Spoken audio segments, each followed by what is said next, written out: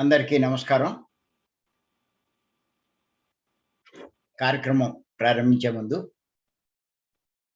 గురువుగారి, పత్రి గారికి ఒకసారి మనం ధన్యవాదాలు చెప్పుకుంటూ కార్యక్రమం ప్రారంభిద్దాం. మనం గత 57 ఎపిసోడ్‌ల నుంచి ఒక్క విషయం మీదే చెప్పుకుంటున్నాం. ఏమిటంటే విగ్రహారాధన గురించే. పత్రి గారు చెప్పినటువంటి జ్ఞాన సందేశాల్లో ఒక్క విషయం తెలుసుకొని దాని మీద ఈ విషయం చెప్పుకుంటున్నాం.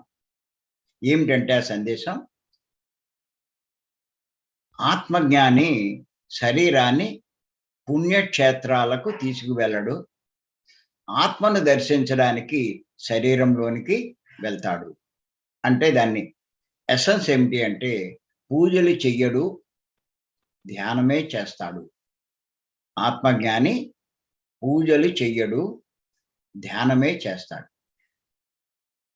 అన్నదే దాని సారాంశం. కానీ ధ్యానంలోకి వచ్చిన వాళ్ళు కూడా ఇంకా పూజలు చేస్తున్నారు, దీపాలు పెడుతున్నారు, ఇంకా గుళ్ళకు వాటికి తిరుగుతున్నారు. మరి పత్రి గారు ఎందుకు చెప్పారు? మరి వీళ్ళు ఇంకా ఎందుకు చేస్తున్నారు? 10 ఏళ్ల నుంచి ధ్యానంలో ఉన్నా, 5 ఏళ్ల నుంచి ఉన్నా, ఇంకా 10, 15 ఏళ్ల నుంచి ఉన్నా కూడా. అంటే పత్రి గారు చెప్పింది వీళ్ళకి అర్థం కాల.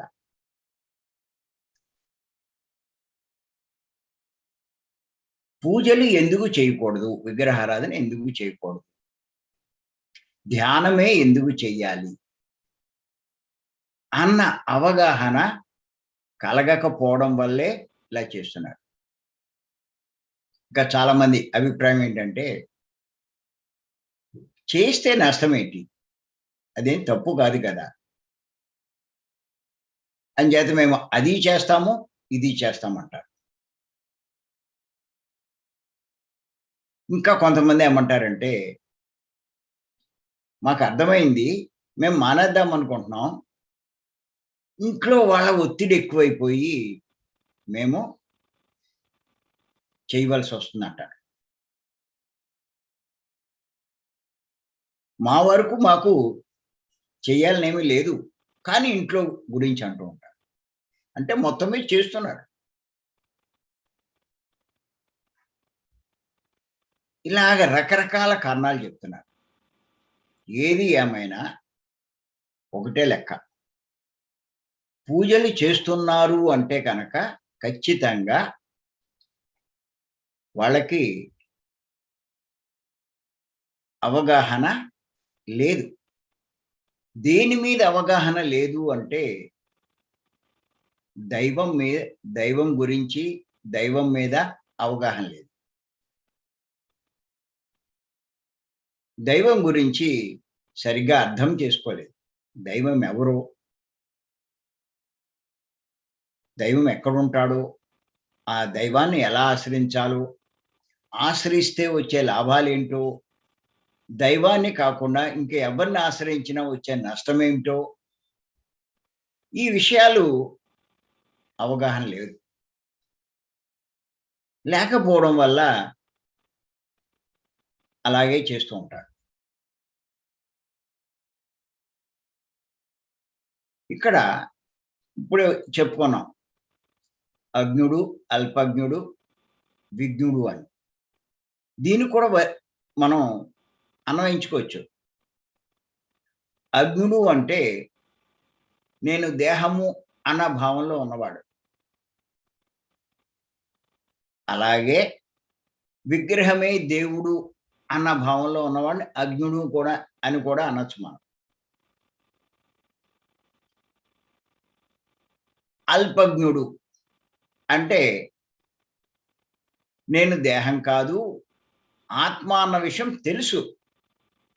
కానీ ఏం చేస్తూ ఉంటాడంటే దేహం అన్నట్టుగానే జీవిస్తూ ఉంటాడు. దేహానికే ప్రాముఖ్యం ఇస్తూ ఉంటాడు. అలాగే విగ్రహం దేవుడు కాదు. ఆత్మ దేవుడు అన్న సంగతి తెలుసు. కానీ తెలుసు కానీ ఇంకా విగ్రహారాధనలు చేస్తూ ఉంటాడు. వీడు అల్పజ్ఞుడు. విజ్ఞుడు అంటే నేను ఆత్మ అన్నది బాగా అవగాహన చేసుకున్నవాడు. ఆత్మకే ప్రాముఖ్యం ఇచ్చేవాడు. ఆత్మ లాభాల కోసమే కృషి చేసేవాడు. దేహానికి అసలు ప్రాముఖ్యం ఇవ్వడు. ఇక్కడ మనం చూసుకుంటే ఆత్మే దైవం అన్న సంగతి తెలుసుకుంటాడు. విగ్రహం దేవుడు కాదు అన్న విషయం కూడా తెలుసుకుంటాడు. అంచేత దైవమైనటువంటి ఆత్మకు ప్రాముఖ్యం ఇస్తాడు. విగ్రహాన్ని అసలు ప్రాముఖ్యమే ఇవ్వడు. విగ్రహారాధన చేయడు. ఒకవేళ గుడికి వెళ్ళినా అక్కడే కూర్చుని ధ్యానం చేస్తాడు. ఇంట్లో ఫోటోలు ఉన్నా వాళ్ళని ఆదర్శంగా తీసుకుంటాడు. అది విజ్ఞుడు చేసే పని.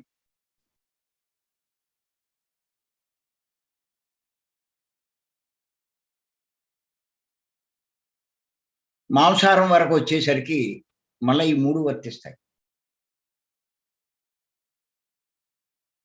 అజ్ఞుడు అంటే పూర్తిగా మాంసం తినేవాడు. తింటే తప్పేంటి అంటాడు. తింటే బలం వస్తుంది అంటాడు.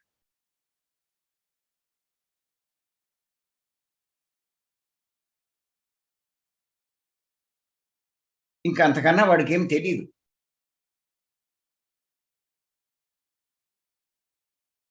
అల్పజ్ఞుడు అంటే తెలుసుకున్నాడు వాడు. మాంసం తింటే పాపం. మనం ఎలాంటి వాళ్ళమో, ఆ జంతువులు అలాంటివే అని తెలుసుకున్నాడు. కానీ ఇంకా మాంసం తింటూనే ఉంటాడు. తాను మానేసినా ఆ సంసారం కోసమో, భర్త కోసమో, పిల్లల కోసం వండుతూ ఉంటారు. ఆ పాపం చేస్తూనే ఉంటారు. తెలుసు అది పాపమన్న సంగతి. అయినా సరే ఇంకా దాంట్లోనే ఉంటూ ఉంటారు. ఇది అల్పజ్ఞత. విజ్ఞుడు అంటే పూర్తిగా అవగాహన చేసుకున్నాడు. ప్రతి జీవి దైవమే, దైవ స్వరూపమే. ఏ జీవిని హింసించినా ఆ పరమాత్మను హింసించినట్టే. దాని ఫలితం చాలా ఘోరంగా అనుభవించాల్సొస్తుంది అని నిర్ణయించుకొని ఇంకెటువంటి పరిస్థితిలో మాంసం జోలికి వెళ్ళడు. ఇంట్లో ఎంత ఒత్తిడి వచ్చినా ఆ మాంసం వండడు. మీరేం చేసుకుంటారో చేసుకోండి. నేను మటుకు నా చేతులతో ఆ పని చేయను అని చెప్పి వాళ్ళు చెప్తారు. అంచేత ఇది గుర్తుపెట్టుకోవాలి మనం. చాలా ఇంపార్టెంట్ విషయం. మీరు ఏ స్థాయిలో ఉన్నారు అన్నది మీకు అర్థమవుతుంది. ఎవడే స్థాయిలో ఉంటే ఆ పని చేస్తాడు పెద్ద. అదేమీ విశేషమేం కాదు కానీ, మన జ్ఞాన స్థితిని మనం పెంచుకుంటూ ఉంటే, మన ప్రవర్తనలో మార్పు రావాలి. ఎలాంటి మార్పు రావాలి? ఇదే మార్పు. అబ్బాయి నాకు అంతకుముందు నీరసంగా ఉండేది. ఇప్పుడు నీరసం పోయిందండి. ఇది జ్ఞానపరమైనటువంటి మార్పు కాదు. ఇంతకుముందు మనశ్శాంతి ఉండేది కాదు. ఇప్పుడు ధ్యానం చేశాక కాస్త మనశ్శాంతిగా ఉంది. అంతకుముందు అంత హుషారుగా ఉండేది కాదు. ఇప్పుడు హుషారుగా ఉంది. అంతకుముందు మందులు వాడే ఇప్పుడు మందులు ఇయన్నీ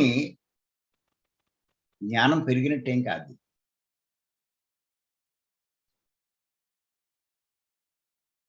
ఈ రకమైన మార్పులు మనలో వస్తే ఖచ్చితంగా. అంచేత గుర్తుపెట్టుకోండి. మీరు ఏ స్థాయిలో ఉన్నారు అన్నది మీ ప్రవర్తన బట్టి ఆధారపడుతుంది.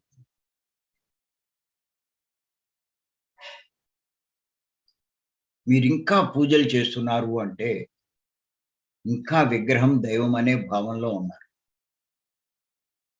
దాని గురించే ఎందుకోసమంటే, పూర్వకాలం నుంచి అందరూ అదే చేస్తున్నారు. ఆచారంగా వస్తుంది. అందరూ అదే చేస్తున్నారు. పెద్దలు, పండితులు కూడా అదే చెప్తున్నారు. అంచేత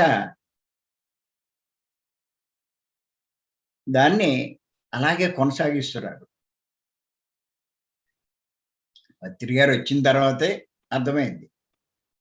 అందరి విషయం ఏంటి, నేను కూడా అంతే పత్రి గారు పరిచయం అయ్యేదాకా విగ్రహారాధన చేసిన వాడినే నేను. కానీ పత్రి గారు పరిచయమై ఈ విషయం తెలుసుకున్నా. విగ్రహం దేవుడు కాదు, ఆత్మే దైవం అని. ఎప్పుడైతే తెలుసుకున్నానో నేను అందరిలాగా వదిలేయలా. ఇందులో సత్యం ఎంత అన్నది తెలుసుకునే ప్రయత్నం చేశాను నేను. ఎన్నో విషయాలు తెలుసుకున్నా. ఎంతో తెలుసుకున్నా. మరి ఆ విషయాలే ఇప్పుడు చెప్తున్నాను 57, 58 ఇప్పుడు 58వ టాపిక్‌లోకొచ్చాం మనం.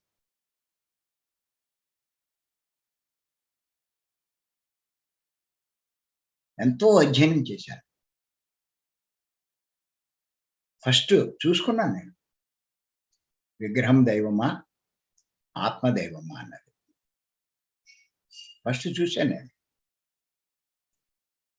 చూసి ఆ ఉపనిషత్తుల్లోంచి, వేదాల్లోంచి, ఆ పురాణాల్లోంచి ఆ దైవం యొక్క లక్షణాలు ఆ సందర్భానుసారంగా దైవం గురించి వాళ్ళు చెప్తూ ఉంటే అవన్నీ పాయింట్‌లన్నీ తీశాను నేను. తీసి ఓ దాని మీద రాసుకున్నాను. రాసుకుంటే అసలు ఒక్క లక్షణం కూడా విగ్రహంలో లేదు. ఆ పెద్దలు, పండితులు చెప్పినటువంటి దైవం గురించి చెప్పినటువంటి దైవ లక్షణాలు ఒక్కటి కూడా విగ్రహంలో లేదు. మరి ఎందులో ఉన్నాయి అంటే ఆత్మలోనే ఉన్నాయి. ఆశ్చర్యపోయాను నేను. అరెరెరే!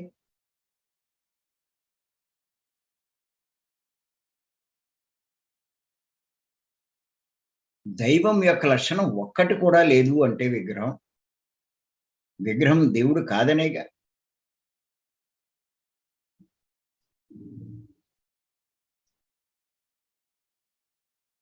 మరి ఆత్మే దైవమైనప్పుడు, ఆత్మలోనే ఈ లక్షణాలన్నీ ఉన్నప్పుడు, మనం ఆశ్రయించవలసింది, ఆరాధించవలసింది ఎవరిని అని ప్రశ్నించుకుంటే ఆత్మనే అన్నది అర్థమైంది.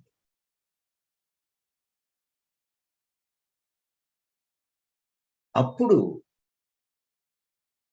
ఇంకా విగ్రహారాధన కాకుండా అంటే పూజలు అయన్నీ కాకుండా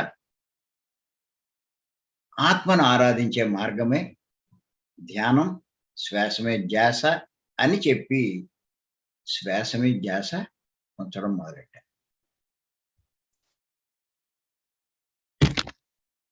50 ఏళ్ళు పైచిలకు విగ్రహాన్ని ఆశ్రయించాను కానీ నాలో ఏ మార్పులు లేవు. కానీ ఆత్మను ఆశ్రయించడం మొదలెట్టినప్పటి నుంచి విపరీతమైన మార్పులు నాలో చోటు చేసుకున్నాయి. ఆశ్చర్యపోయాను నాలో వచ్చిన మార్పు.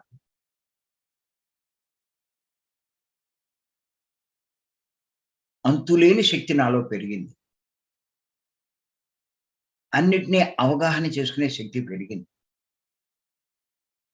నాలో వచ్చే మార్పులు నాకే ఆశ్చర్యం కలిగించాయి. అంతకుముందు ఏదైనా మాట్లాడాలి అంటే 5 నిమిషాలు కూడా మాట్లాడడం కష్టం. కానీ ఆత్మను ఆశ్రయించాక, ఆత్మే దైవమని తెలుసుకొని, ఆత్మే పరమాత్మ అని తెలుసుకొని, పరబ్రహ్మని తెలుసుకొని, అంత గొప్పవాడైనటువంటి ఆత్మను ఆశ్రయించాక, నేను గంటలు గంటలు కాదు, రోజుల తరబడి ఒక విషయం ఇస్తే దానికేం ప్రిపరేషన్ అక్కల. ఎంతైనా చెప్పగల స్థాయికొచ్చాను నేను.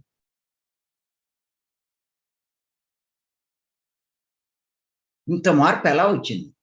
చూస్తే ఆత్మను ఆశ్రయించడమే అన్నది అర్థమైంది. అంతకుముందు నేనే పుస్తకం రాయలా. కానీ ఆత్మను ఆశ్రయించిన తర్వాత ఇంచుమించు 40 పుస్తకాలు రాశాను. ఇవాళకి చూస్తే ఇంకో 40, 50 పుస్తకాలుంటాయి. ఇంకా ఇయన్నీ ప్రింట్ చేయాలి అంటే చాలా టైం తీసుకున్నట్టుగా ఉంది. ఇంత జ్ఞానం ఎక్కడి నుంచి వచ్చింది అంటే ఆత్మను ఆశ్రయించడం వల్లే.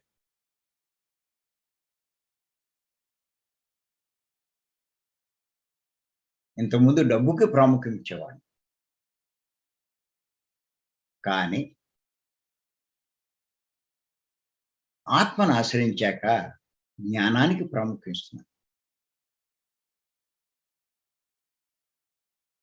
ఇంతకుముందు ఈ జీవితానికే ప్రాముఖ్యం ఇచ్చేవాడిని.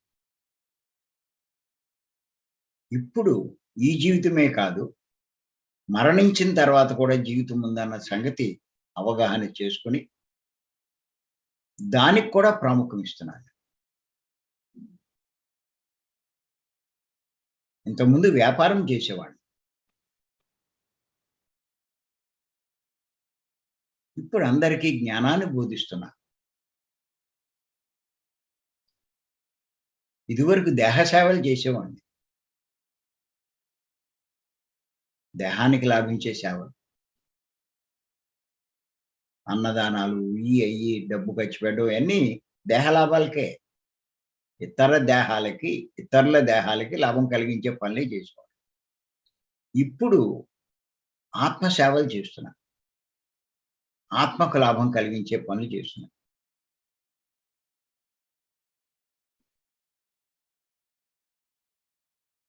ఇదివరకు గర్వము, అహంకారము బాగా ఉండేవి. మెల్లిమెల్లిగా తగ్గిపోయింది. అసూయ, ద్వేషం ఇలా ఉండేవి. ఆత్మ ఆరాధన మొదలెట్టాక అన్నీ తగ్గిపోతూ వచ్చినియి. చూస్తే ఒక రకంగా చూస్తే నాలో వచ్చిన మార్పు నాకే ఆశ్చర్యం కలిగిస్తుంది. ఎలా వచ్చింది అని నేను ప్రశ్నించుకుంటే ఏమీ లేదు. సింపుల్. ఇదివరకు విగ్రహారాధన చేసేవాడిని. ఇప్పుడు ఆత్మారాధన చేస్తున్నాను. అదే తేడా. అంతకన్నా ఇంకేమి లేదు. సింపుల్ అండి. ఈ సీక్రెట్ మీకు అర్థమవుతే మీరు గూడా గొప్పగా మారిపోతారు. గొప్ప మార్పు మీలో వస్తుంది. అది. అందుకోసమే ఇది అర్థం చేసుకొని మీలో మార్పు తెచ్చుకుంటారనే ఇన్ని టాపిక్‌లు తీసుకోవడం. మొత్తం అంతా ఇందులో ఉందండి. ఇంక మీరు ఎన్ని తెలుసుకున్నా, ఏం చేసినా ఉపయోగం లేదు. ఇది ఒక్కటి అర్థం చేసుకోండి. ఆత్మే దైవము. ఆత్మను ఆశ్రయించాలి. అన్నది అర్థం చేసుకుంటే చాలు. అది.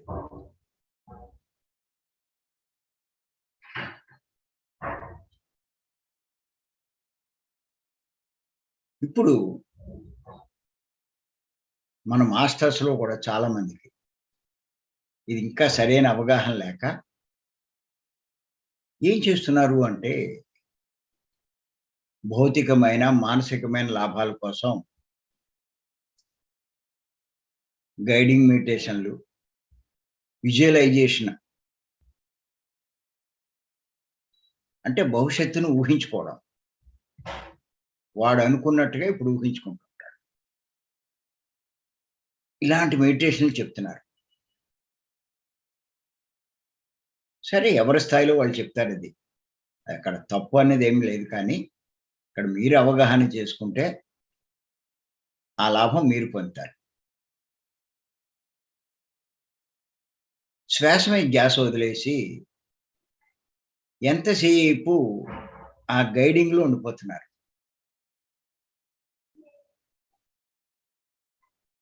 కళ్ళు మూయిస్తారు. ఏదో ఒకటి చెప్తూ ఉంటారు. చెప్తూ ఉంటే మనసు పని చేస్తూ ఉంటుంది. అంటే మైండ్ దగ్గర ఆగిపోయారు. అలాగే విజువలైజేషన్ అని నువ్వు ఊహించుకో. అలా జరిగిందని ఊహించుకో. ప్రకృతిలో ఉన్నావని ఊహించుకో. ఆ ప్రకృతి అందాలన్నీ చూస్తున్నావని ఊహించుకో. ఆ ప్రకృతిలోని శక్తి తీసుకుంటున్నావని ఊహించుకో.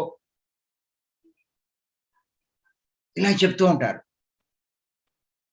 మరి ఊహించుకుంటూ ఉంటే మనసు దగ్గర ఆగిపోయినట్టేగా. ఏయో అల్పమైనవి ఏదో కొద్దిగా వస్తే రావచ్చేమో కానీ,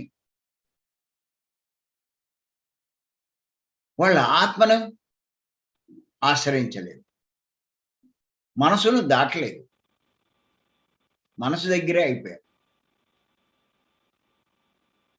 వాళ్ళల్లో విపరీతమైన మార్పులు రావు. నేను ఖచ్చితంగా చెప్తున్నాను.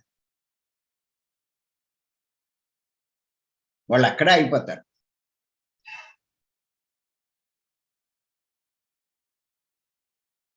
ఆత్మను ఆశ్రయించిన వాడికే అంతులేని లాభాలుంటాయి.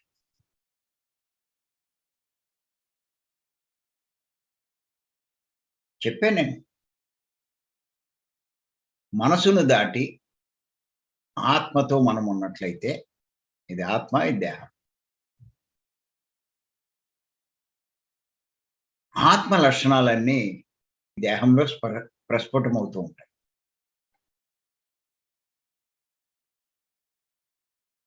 అనంతమైన ఆ శక్తివంతమైనటువంటి ఆ పనులు చేయగలుగుతూ ఉంటాడు. ఆ ప్రజ్ఞ చూపించగలుగుతూ ఉంటాడు. అది. అంచేత చెప్పాను నేను. మంటకి దగ్గరికి వెళ్తే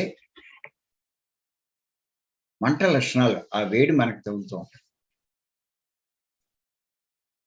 అలాగే ఆత్మకి దగ్గరవుతే ఆత్మ లక్షణాలు మనకి వస్తూ ఉంటాయి. దైవ లక్షణాలు.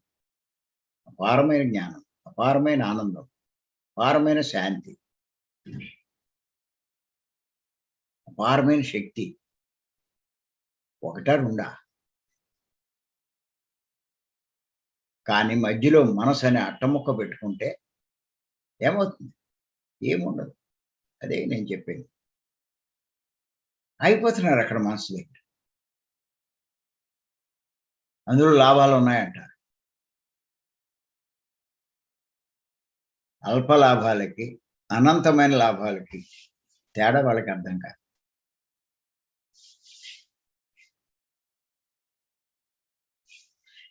ఎందుకు అర్థం కాదు అంటే ఆత్మ గురించంత అవగాహన లేక.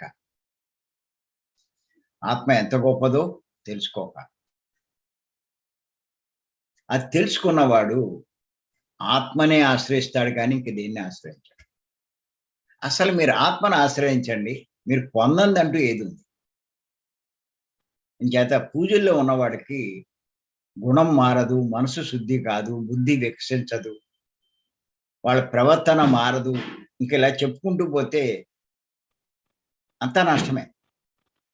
కానీ ఆత్మను ఆశ్రయించే వాళ్ళకి మెల్లిమెల్లిగా ఏం జరుగుతుంది అంటే వారి యొక్క గుణం మారుతుంది. మనసు శుద్ధి అవుతుంది. బుద్ధి వికసిస్తుంది. వివేకం కలుగుతుంది. విచక్షణ జ్ఞానం ఏర్పడుతుంది. అన్నీ తెలుసుకోగలుగుతారు. వారిలో లోపాలు సరిచేసుకుంటారు. ఎన్ని మార్పులొస్తాయో అన్ని మార్పులొస్తాయి. అంచేత ఇది ప్రతి ఒక్కళ్ళు తెలుసుకోవాలి. మీరు చేసుకుంటే ఎవరికీ నష్టమే లేదు. అది మీ జీవితం, మీ ఇష్టం. మీరు లాభం పొందాలి అంటే ఖచ్చితంగా విగ్రహాన్నొదిలి ఆత్మను పట్టుకోవాలి. పత్రి గారు చెప్పినట్టు.